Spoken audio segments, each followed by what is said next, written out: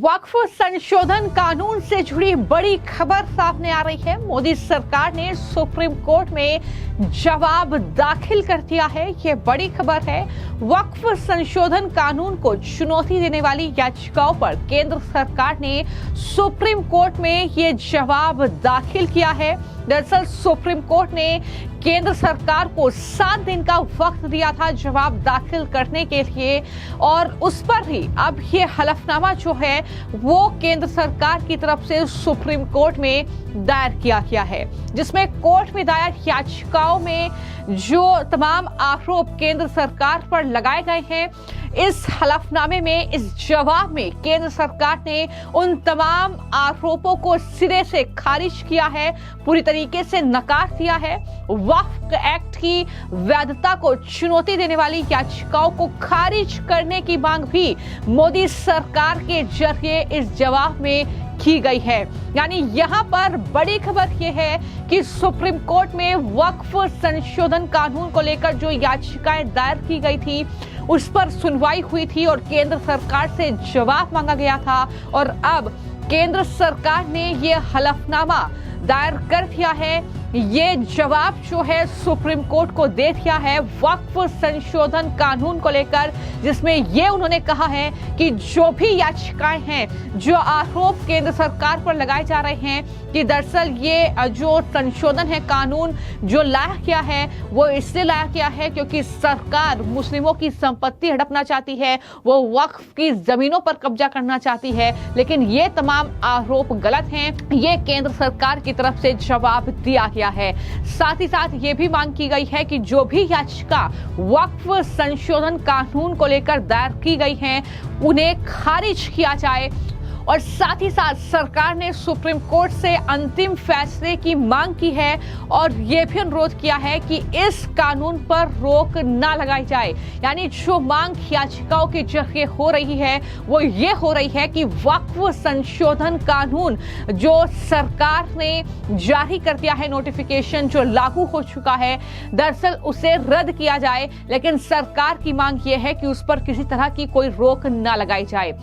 साथ ही साथ जो लगातार भ्रम फैलाए जा रहे हैं उस बीच ये भी कहा गया है कि हिंदू संस्थानों और वक्फ बोर्ड की तुलना जो की जा रही है वो बिल्कुल गलत है, और इस तरीके की बातें हलफनामे में कही गई हैं। मैं आपको जानकारी दे दूं कि केंद्रीय अल्पसंख्यक मामलों के मंत्रालय ने सर्वोच्च अदालत यानी सुप्रीम कोर्ट में हलफनामा दायर किया है। सरकार ने उसमें कहा है कि वक्फ कानून 2025 से किसी भी तरह के संवैधानिक अधिकारों का उल्लंघन नहीं होता है। सरकार ने कोर्ट से यह भी कहा कि उच्च अदालत किसी प्रावधान पर प्रत्यक्ष अप्रत्यक्ष रूप से रोक नहीं लगाए। कोर्ट वक्फ मामले पर अंतरिम रोक न लगाते हुए पूरी सुनवाई करके कोई फैसला ले, ये तमाम अनुरोध किए गए हैं। सरकार ने कहा कि सर्वोच्च न्यायालय के पास संवैधानिकता को जांचने की ताकत है, लेकिन संसद ने जिस कानून को पारित किया है उस पर रोक लगाना ठीक नहीं है। ये तमाम बातें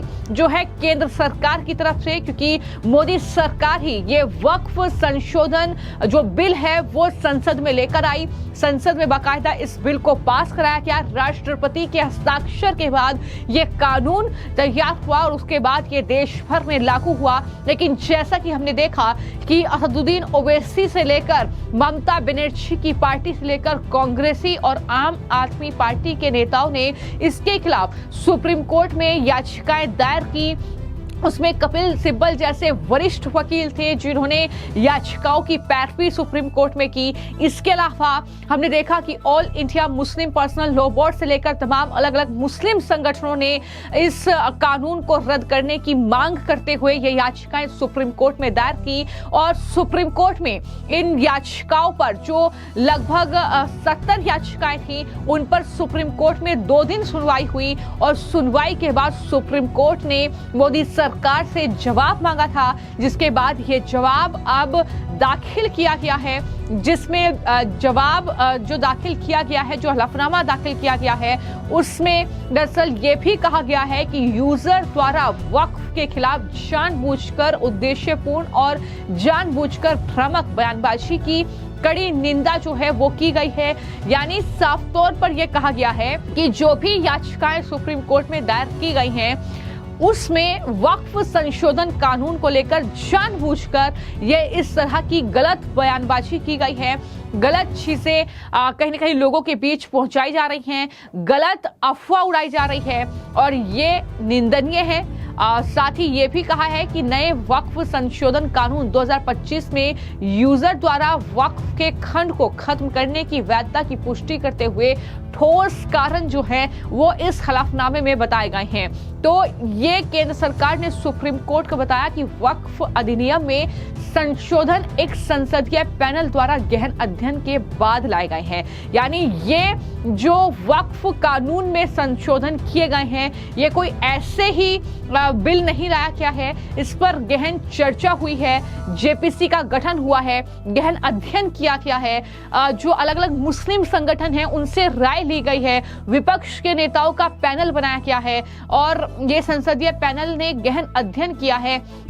तब जाकर ये जो बिल है वो संसद में लाया गया था। सरकार ने यह भी कहा कि वक्फ संपत्तियों का दुरुपयोग करके निजी और सरकारी संपत्तियों पर अतिक्रमण किया गया है। यानी जो सरकार लगातार कह रही है कि वक्फ की जो संपत्ति है उसका सही ढंग से इस्तेमाल हो, सही काम के लिए इस्तेमाल हो, यही सरकार का मकसद है। लेकिन ऐसा इस्तेमाल वक्फ की संपत्तियों का नहीं हो रहा था, जिसके बाद ये बिल लाया गया, ये कानून जो है देश भर में लागू किया गया। वही सरकार इस हलफनामे में भी बोल रही है, सरकार के मुताबिक मुगल काल से पहले, आजादी से पहले और आजादी के बाद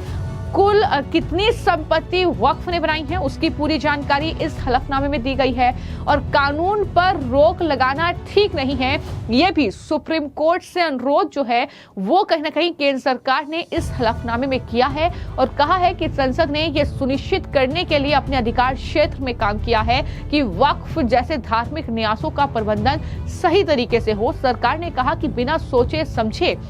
इस पर रोक लगाना सही नहीं है क्योंकि कानून की वैधता पर संदेह नहीं किया जा सकता। तो ये तमाम बड़ी बातें जो है इस हलफनामे में कही गई हैं। उन्होंने ये भी कहा कि धार्मिक आजादी को छीनने की जो धारणा एक बनाई जा रही है कि सरकार ये वक्फ संशोधन कानून लेकर आई है तो धार्मिक आजादी छीन जाएगी, जैसा कि ओवैसी और जैसा कि ममता बनर्जी और उनकी पार्टी के नेता लगातार बयानबाजी कर रहे हैं। फिर जनता के बीच भी यही संदेश जा रहा है कि सरकार अगर इस कानून को लेकर आई है तो हमारी मस्जिदें, दरगाह, जो भी कब्रिस्तान की जमीनें हैं वो छीन जाएगी। इस तरीके की बातें लगातार की गई हैं। तो सरकार ने कहा है कि ये गलत है, ये भ्रामक जानकारी लगातार फैलाई जा रही है। उन्होंने हलफनामे में यह भी कहा कि वक्फ कानून की वैधता को चुनौती देने वाले याचिकाकर्ताओं के प्रयास न्यायिक समीक्षा के मूल सिद्धांतों के खिलाफ हैं और कहा कि कोर्ट को सिर्फ कानून बनाने की शक्ति और मौलिक अधिकारों के उल्लंघन के आधार पर ही